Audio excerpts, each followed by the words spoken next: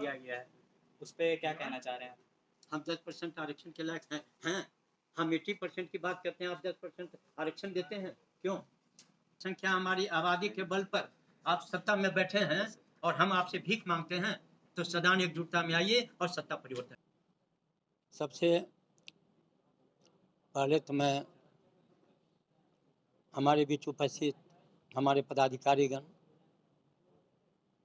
का हार्दिक अभिनंदन करते हैं और हमारे बीच उपस्थित मीडिया, प्रिंट मीडिया, उनका हम हार्दिक अभिनंदन करते हैं। आपकी बहुत बड़ी उपलब्धि है जो आज मुझे आपके समक्ष मुखातिब होने का सुअवसर इस प्रेस क्लब में मिला है और हम आपको हार्दिक धन्यवाद देते हैं। हम जिस उद्देश्य से सदान विकास पार्टी का गठन किया था उसके विषय में पहले हम बताना चाहेंगे। ऐसे तो हमारी मुद्दा है कि एकल पद आरक्षण हो गया है और एकल पद आरक्षण के दौरान एकल पद में जितने लोग आते हैं एसटी का सारे कार्यक्रम चल रहा है और 99 जातियां जो सदान की हैं उनको राज्य सरकार सौतेला व्यवहार कर रही है।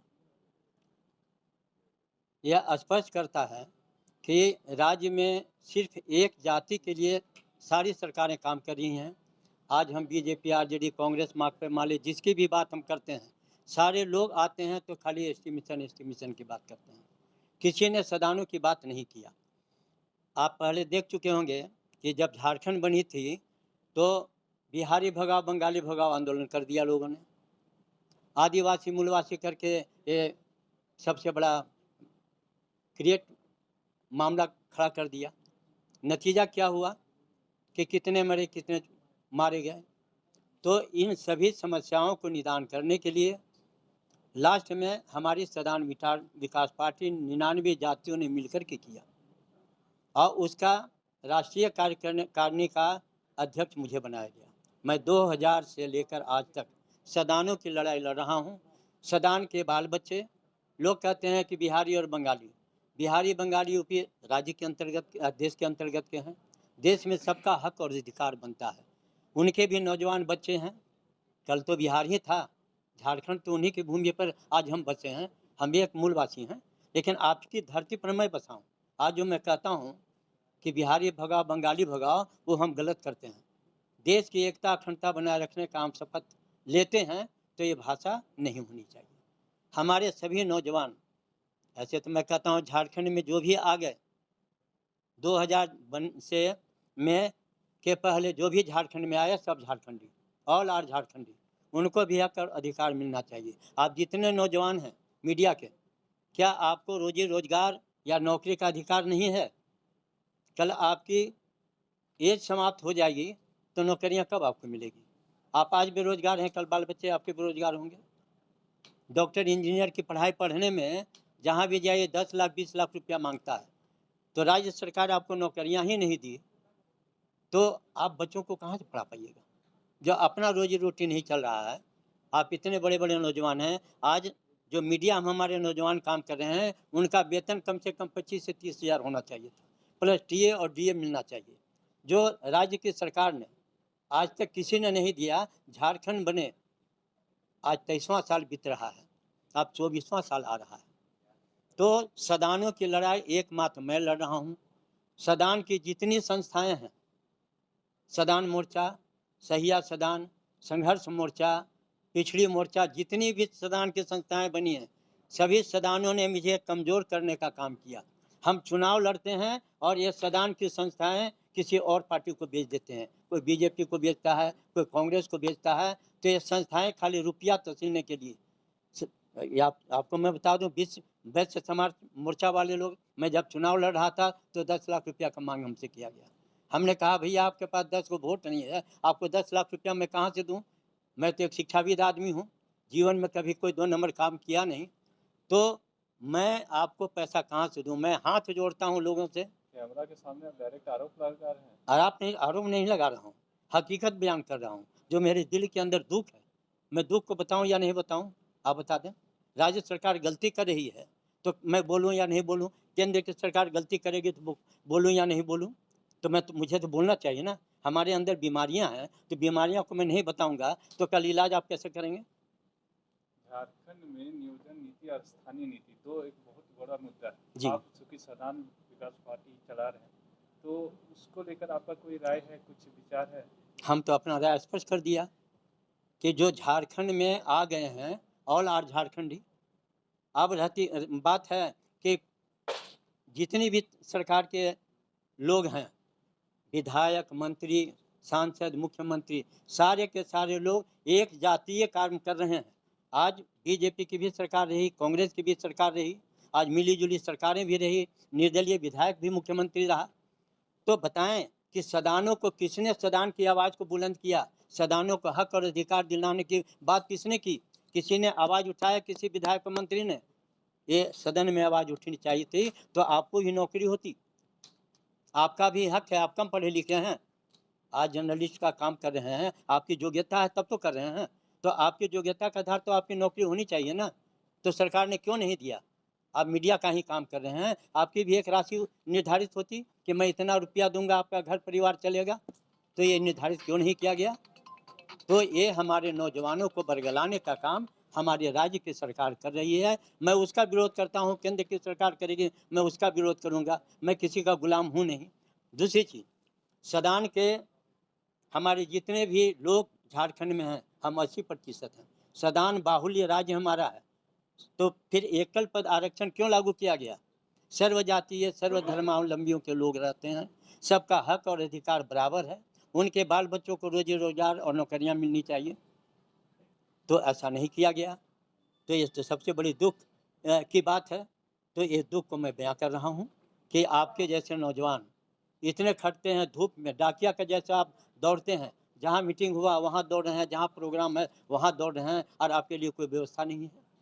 तो ये व्यवस्था किसी भी सरकार बने, मैं निवेदन करूंगा कि हमारे मीडिया कर्मी बहुत खटते हैं, बहुत दौड़ते हैं, उनके लिए राज्य सरकार उनकी व्यवस्था करे, उनका वेतन निर्धारित करे, ये होना चाहिए। आज मैं एक मुद्दा लेकर के आया हूँ जो आपको प्रेस रिलीज में मैंने दिया है।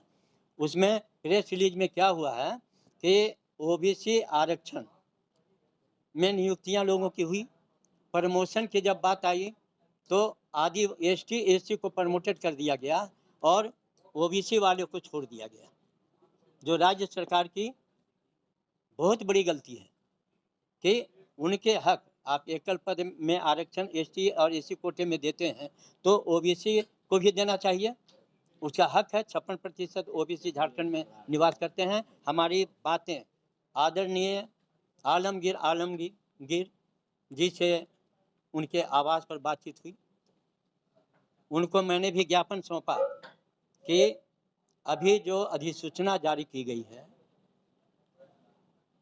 पथ निर्माण विभाग, ग्रामीण विकास विभाग और ग्रामीण कार्य विभाग में जो प्रमोशन दी गई है कनीय अभियंताओं को, वो सहायक अभियंता में प्रमोशन करने की बात थी, लेकिन एक जातीय प्रमोशन कर दिया गया और ओबीसी में आने वाले सभी कनीय अभियंताओं को रोक दिया गया। मैं राज्य सरकार से मैंने मांग किया है, मैंने माननीय मुख्यमंत्री जी को भी ज्ञापन सौंपा है और हमने आलमगीर आलम जी ग्रामीण विकास मंत्री को भी सौंपा है कि आप इसकी पहल करें और ओबीसी में आने वाले जितने कनीय अभियंता हैं उनकी सहायक अभियंता में प्रमोशन की जाए। ये हमारी मांग है और ये होना चाहिए, क्योंकि आपकी योग्यता है, योग्यता को यदि मैं ठुकराता हूँ तो योग्यता में आघात पड़ता है।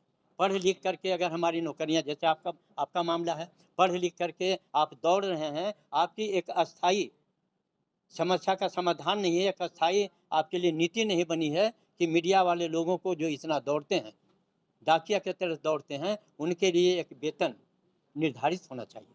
और मैं आपको ये बता देता हूँ, कभी भी सत्ता परिवर्तन किया मैं, हम 80% सदान हैं, हम सत्ता परिवर्तन भी कर सकते हैं और करेंगे, आज नहीं तो कल। कृष्ण भगवान ने भी कहा है, एक उक्ति मैं आपको बता देता हूँ, बहुत सुंदर चीज़ है, वो सुनने योग्य है। कर्म तुम्हारा कल होगा, कर्म तुम्हारा कल होगा, कर्म में सच्चाई है तो कर्म कहाँ निष्फल होगा।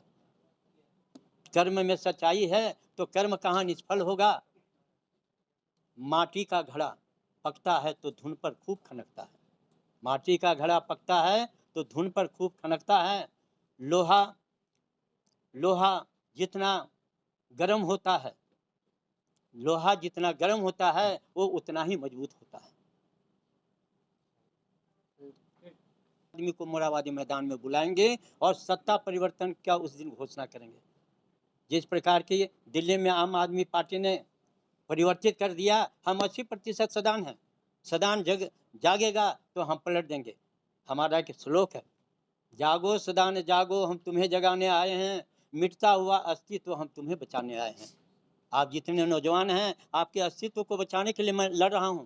जब से झारखंड बनी है तब से इकलौता व्यक्ति मैं हूं कि सदान को जगाने का काम किया, सदान को हक और अधिकार दिलाने के बाद काम किया, परिवर्तन होगा और तब आपके बाल बच्चों को रोजी रोजगार मिलेगा। लेकिन हमारी जो मांग है, जो मैंने कहा कि माननीय मुख्यमंत्री महोदय और ग्रामीण विकास मंत्री से जो हमारी वार्ता हुई है कि हमारे जो कनीय अभियंता हैं, ग्रामीण विकास विभाग, भवन विभाग, आपके पथ निर्माण विभाग के कनीय अभियंता जो हैं, मेन मुद्दा है जो उसको मैंने आपके न्यूज़ में भी दिया है, रिलीज पेपर में भी दिया है, उनको हर हाल में राज्य सरकार बहाल करे और उनकी योग्यता का कद्र करे।